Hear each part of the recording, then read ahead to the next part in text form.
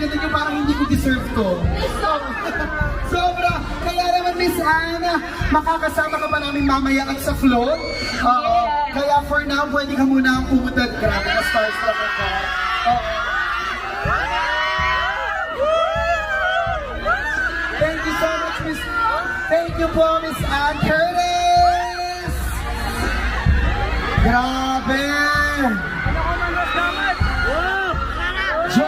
Joseph! And of course, makikita rin natin ngayon, the uncoverable! Please welcome ang nag-iisang meme,